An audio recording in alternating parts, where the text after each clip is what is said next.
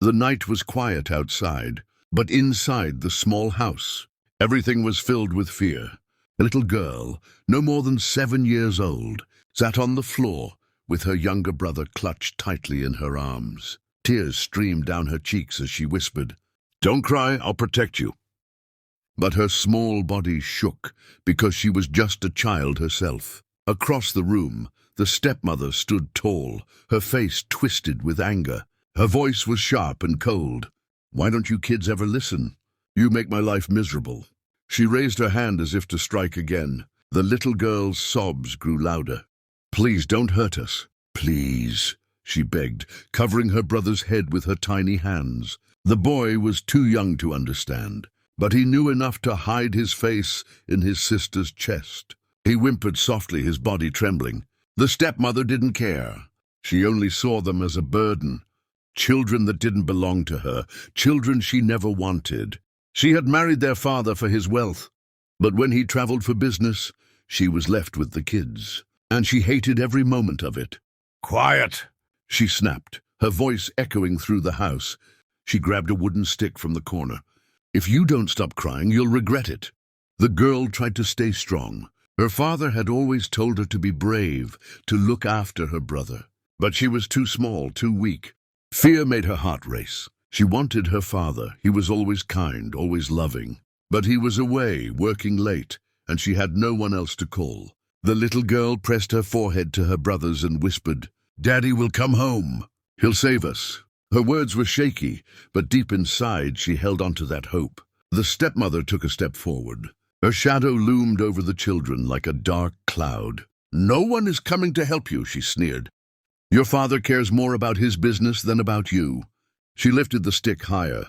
Just then, bang! The front door burst open with such force that the stepmother froze in shock. A tall man in a dark suit stepped inside, his shoes clicking hard against the floor.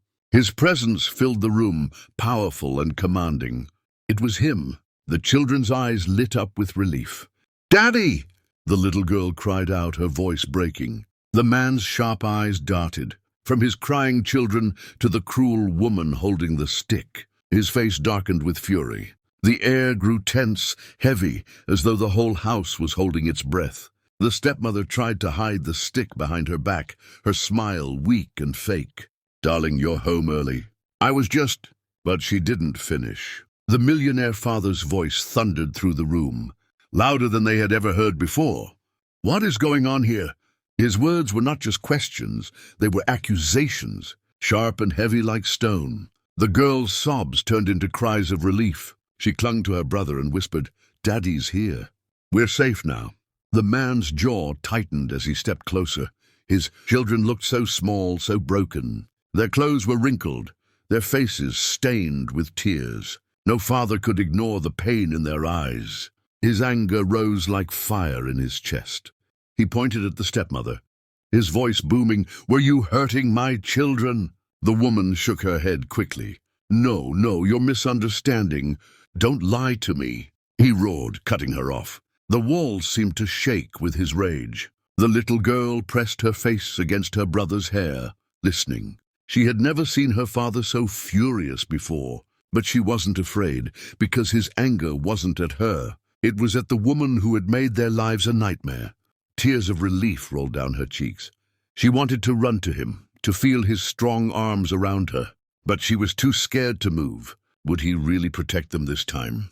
Would he finally see what she had been living through? The father's gaze softened when he looked at his children. He saw the fear in their eyes, and it broke his heart. At that moment he knew nothing was more important than them. Not his business, not his money, not anything. He clenched his fists, his voice trembling with both rage and love. No one will ever lay a hand on my kids again." The stepmother paled, her confidence fading. For the first time, she realized her husband had seen everything. There was no more pretending, no more lies. The children finally moved. The little girl let go of her brother's hand and ran forward, her tiny arms stretching toward her father. "Daddy!" she cried again, her voice filled with desperation and hope. He bent down and caught her in his arms, pulling both her and her brother close. His embrace was strong, protective, and full of love. The kids clung to him tightly, their sobs shaking against his chest. And as the father held them, his eyes rose once more to the stepmother. His fury was far from over. The millionaire father's arms wrapped tightly around his children. Their little bodies shook, but he held them as if nothing in the world could take them away from him again. He kissed the top of his daughter's head, then his son's, whispering, "It's okay. Daddy's here now. No one will hurt you again." The stepmother shifted nervously, her fake smile trembling. She tried to step closer. "Honey, you have to understand." They were being noisy, disrespectful. "I was just trying to—" The man raised his hand sharply. "Don't say another word." His voice cut like ice. "I saw everything with my own eyes. My children were begging you not to hurt them. And you—" His jaw tightened. His anger shaking, "You dared to raise your hand against them." The little girl clung tighter to his suit jacket. She whispered into his chest, "She always hurts us when you're not home." Her words broke his heart in two. He looked down at his daughter's tear-stained face, then at his son's frightened eyes. In that moment, guilt consumed him. He had been blind for too long, believing the lies of the woman standing before him. His voice grew low, dangerous. "Pack your things. You're leaving this house tonight." The stepmother's eyes widened in shock. "But you can't mean that." "I'm your wife."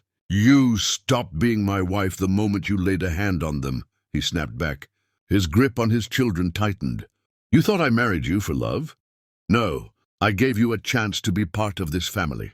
And you failed. My children are my life. And you—" he pointed toward the door— "you don't belong here anymore." The woman's face twisted with anger and desperation. "You'll regret this. No one will ever love you the way I do." The millionaire gave a bitter laugh. "If this is your idea of love, then I want no part of it." His eyes burned with fury. "Get out before I have security drag you out." For a moment, silence filled the room. The stepmother looked at the children, who were hiding in their father's arms. She saw the way they clung to him, how they didn't even glance at her. All the power she once had over them was gone.